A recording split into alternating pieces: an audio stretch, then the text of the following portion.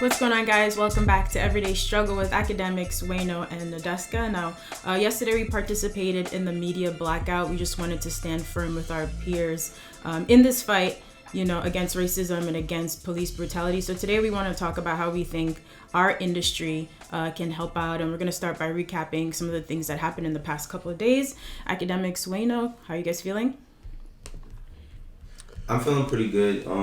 As of right now, just not like I said from before. A lot of this stuff could get you down, but if you don't keep your mind in the right, if you keep your head in the right mindset, then you'll be, just sitting here stuck. So I've been just thinking forward. You know what I mean? And this has been bothering me, but I'm feeling a little bit better than I have the past few days. It's good to hear. I've been encouraged, to be honest. I haven't seen this much support and feeling like we're even past where we were how many years ago when Ferguson protests happened. I feel like we might be on the brink of some change. I'm not saying the change that we need, but definitely a more positive step in the right direction, which clearly we need. Mm-hmm. Right. I think you're right. Academics, I went down to Ferguson and protested and covered, and I think especially last week, just felt very angry and disheartened to see this happening all over again. But like you said, it feels like this has turned into a global protest right now. The rest of the world is also standing with us and understanding what's going on. So it feels like we're moving in the right direction. So just some quick updates. So the 3 other cops who were involved in George Floyd's death, they have not been arrested yet, but there are some rumblings that could happen next week, which I think we're all waiting for. In the meantime, the state of Minnesota has filed civil rights charges against the police department. So they're going to go try to investigate them for any discriminatory practices over the last 10 years. And based on some of the reports I've read, if they're looking hard enough, they're going to find those things. So hopefully some justice comes from that. So I think last night was about the 8th day of protests now worldwide. A lot of cities across the states impose curfews, trying to crack down on some of the violence. But I think it's really important to point out that most of these protesters have been peaceful, right? There have been people out there looting and rioting, but it doesn't seem like they're actually with this cause. So important to say that. I just want to mention a couple other black men who were killed during these protests, unfortunately. A 22-year-old man named James Scurlock in Omaha and David McAtee in Louisville. The cops shot into the crowd of protesters and he was killed. And I don't know, what do you guys think of our president using force, tear gassing people, shooting rubber bullets, having the National Guard do that just to clear his way so he could take an awkward photo with a Bible? I think the president, he ain't my president, but the president, if we look at his history of who he was, we foresaw something coming, even through this presidency. I mean, it's been a bunch of different inclinations or a bunch of different red flags as to how he would react in certain moments. So seeing how he's been doing shit recently is not surprising to me. I'm really want to know, a couple years ago, we was debating about Kanye and stuff. So many people who were so quick to jump out and support Donald Trump based on based on Kanye saying that he supported him. I wonder where those people was at. I wonder what they think, because our mentions was kind of crazy, and you could just see how influential or how easily people are influenced by an artist just to do anything, and support somebody who doesn't align with how we feel in this country, as far as being disenfranchised people, being black people, being brown people. So that's the most interesting part to me. I'm not surprised by Donald Trump, nor am I really disappointed. I feel like, one thing with him is that, he is the president of the United States, but he's always shown to be the person he is. He don't say he's this, then act to be this. He got elected basically based on his large white voter base, and to be honest, if you see how he rides for them, you know what I mean. He ain't never ride on some social issue to get in the White House, so he ain't gonna jump out trying to defend no niggas. And I think it just kind of reminds me, this is why I know, love Obama and everything, but when we gonna have one of us in there where you know how, you gotta watch how Trump does his shit. That's why you can't be mad at him, because when it's the white people, right? When it's the white people who with their guns, they occupying this and third, carefully talks about him. He calls them nice people, great, they're cool and whatever. When it's like people of color like protesting, all the thugs, they're going crazy, and you got to watch the words. You know what I mean? He's not a president that really cares about certain sensibilities, and you're right. You know, he should be the president of everyone, but clearly, you know, he cares about and he knows where his bread is buttered. He talks about those people differently. He instructs people to deal with those people differently. And to be honest, you know, like, that's one of the only, like, critiques I even had of Obama, man. Obama was trying to be everybody president. He should be a little bit more biased, yo. Because in reality, everybody up in that bitch biased. You get me? Like, you got to ride for you and for your interest and what got you there. So, the way he's acting now, like, of course he's going to act like this. I wasn't surprised at all. You know, I mean, he's always act like that too, right? He's always been this way. Yeah, I think if anything, I'm surprised that, you know, just other entities in politics, like whether it's like, you know, other governors or mayors are just like, yo, bro, keep that fuck shit over there. Like the mayor of Washington, D.C., the reason why he did that outside the White House, the mayor of Washington, D.C. said, bro, we not about to have all our cops like just sit around the White House just trying to like protect your ass, because truth be told, you're handling this wrong. You're not talking to the people like you care about a moment that really is bothering them. So, yeah, we're not about to use our resources like that. So, you know what he does? Rather than actually change up his tone, fuck it, I'll use the military. You know, he makes mistakes after mistakes with that, or in my eyes, I would say it's mistakes. But to be honest, like, people think he looks crazy here, but, like, his base loves this. Because he don't back down. He don't back down. Mm-hmm. He ain't never be like, you know what, I was wrong. Ain't no wrong with him. So the same people who got him in 2016, they finna get him back in 2020. So, well, let's see. It sounds like some of them have changed their mind. I mean, you guys all make correct points. You know, I don't think we have very high expectations of him from the Black community, but, you know, protesting is, you know, a constitutional right? So to use force to disperse protesters is just ridiculous. And I think it's important to say, and Wino, thank you for bringing up all the hate we got from the Kanye thing. Just Kanye aside, I remember the last time we were talking about Trump, this was about his immigration policies and him caging kids. So it always comes down to a Republican versus Democrat issue. And I would just like to say to our viewers, if you are a Republican, doesn't matter. Being a Democrat does not inherently make you a good person. Being a Republican does not inherently make you a bad person. I think we need to put aside just party differences right now and just care about people's lives and have a leader who's a decent person and is willing to actually lead and not just be divisive. So please, I just want to say it's not a Republican versus Democrat issue. We really, really, really need to get past that and just be humans first, period. You know, I beg you. Yeah. And he does shit for convenience too. I'm sorry, Nadeska. No, go ahead. Because you seen how, you know, when it first happened, he had the tweets going out, acting as if he was in support of, you know, George Floyd and what happened. A lot of this could be suppressed if those other cops got arrested. Mm-hmm. You know, as fast you could call out, because he put out tweets saying about, you know, how George Floyd's death was a tragedy, it's down the third, and a lot of this could have been avoided if he would have been like, you know what, I'm gonna make a stride to push for these other three cops to get arrested and charged, and that never happened. But it was like, okay, soon as the looting start, the shooting start, and as soon as all this other shit comes into play, all right, I'm calling the military on all these peaceful protesters. Man, I'm gonna keep bringing up, and we're gonna have to backtrack because I see everybody glossing over it.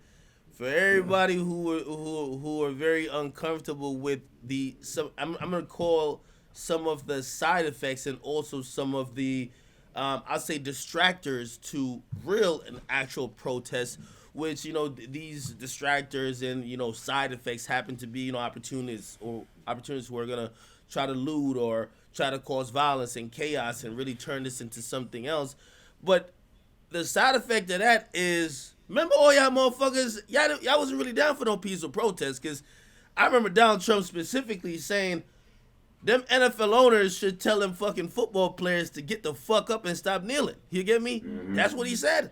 He was all for that. He said Roger Goodell should make them niggas get the fuck off kneeling. They're get paid. They're millionaires. All right, cool. The peaceful shit is done. Okay, they were just trying to kneel and play some football. Now they in the streets. What's up? Mm-hmm.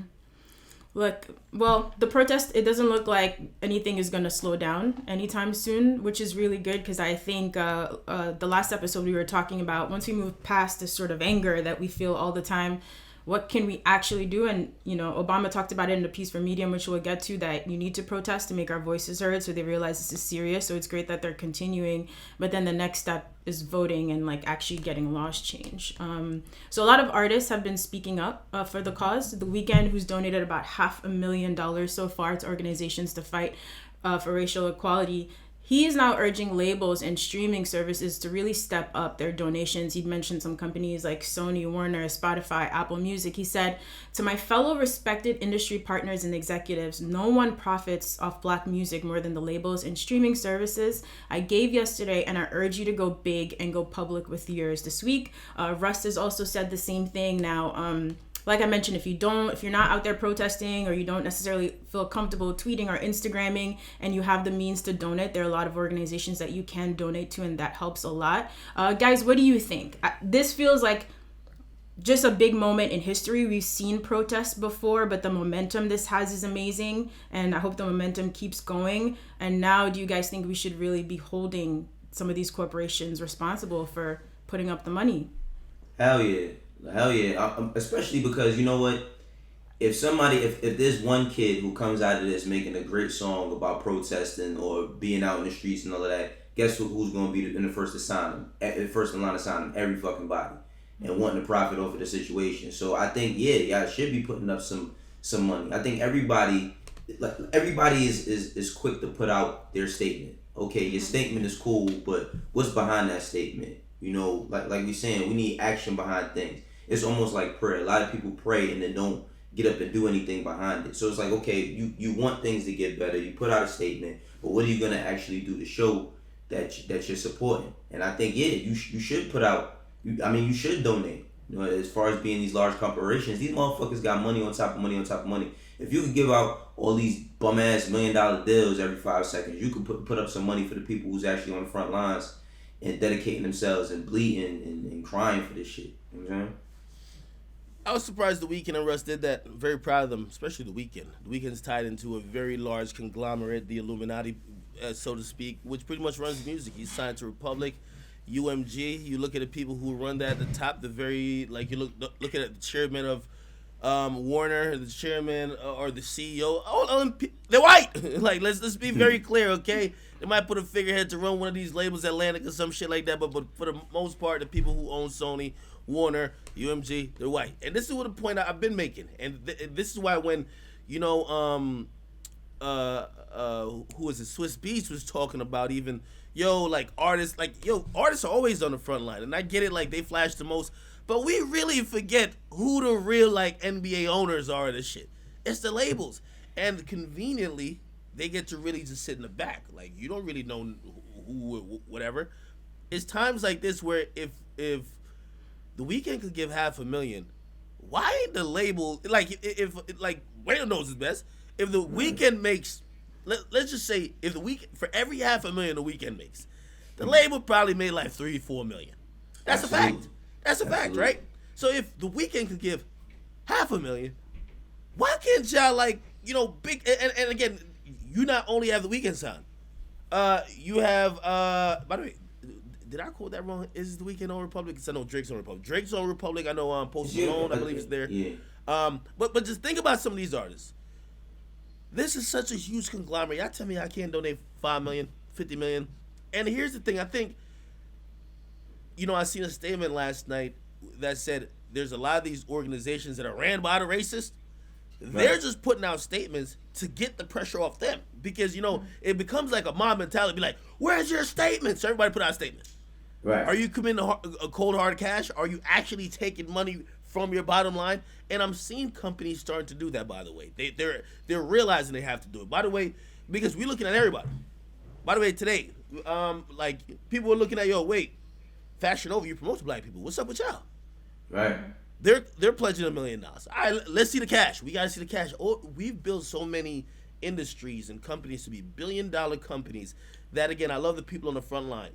But if these companies aren't there to do their part, something's wrong. The next thing in terms of steps is, Deska said, I think we got to see all these companies that especially participate and profit off Black culture, commit and pledge money. The next step is, are we gonna keep that same interest and that same level of energy till the polls open everywhere, and also maybe for more than, because elections don't all happen like next Wednesday, right? Right. We gonna keep it for the primaries. We gonna keep it for midterm elections. We gonna keep it for elected local officials, because again, what happens is we're real, trending topic friendly. So it's like, all right, cool, this is popping for 2 weeks, and all right, man, I'm off this, man. So that's what I think this is where our responsibility comes in. It's I think you mentioned it too, like at first not knowing if this was the content that your audience would love, and maybe the numbers aren't as good, but it's going to be on people like us to keep talking about it until the elections happen, if we're if we really mean what we say. So apologies now, guys, in advance, but we're going to have to keep rehashing this over the next few months. Yeah, I ain't gonna lie, but you know what, this year, before any of this happened, before the pandemic, I was a little bit torn on voting. Just being honest, because it's like, while I don't agree with anything Trump has to say or offer, I was real confused about Joe Biden as well. You know what I'm saying? It's like, it's a lot of things that he said or done in the past where, it makes me question his motives. But now it's like, seeing what's going on, like, something has to happen. We can't have a person, ruling this country that's making the type of decisions that he's making. So, I'm definitely going to get out there and vote. I think it's good to have those honest conversations, because I'll admit it too, like, I will vote, but I do not feel, and I hate to even say this, I don't feel particularly passionate about Joe Biden. You know what I mean? I feel like we're just choosing because those are the options. But it's also important to point out that besides voting in that big election, it's like voting for local officials, like the ones who really like wane when things like this happen, because the federal government will come in and investigate and then nothing ultimately happens. So I'm trying to get one of my friends who's a senator here who reps Brooklyn, who can really just talk to us about like the details, the people we actually need to look out for. I know Complex is creating some things on the website where you could go state by state and see how to help. So we're gonna have to just work on that and like do our part in this cause. Bueno? Your friend that's the senator, was that the senator that they pepper sprayed in Brooklyn? Yeah, Zelnor Myrie. Yeah, exactly. And he fights for like housing in Brooklyn and everything like this. I grew up with him, and we went to junior high school together in Crown Heights. So I know he's one of us, and I would love for him to come on and break it down in ways that our audience can understand. So his schedule is a little bit busy, but he has committed to coming on the show. So we'll try to get that done. If not this week, very early next week.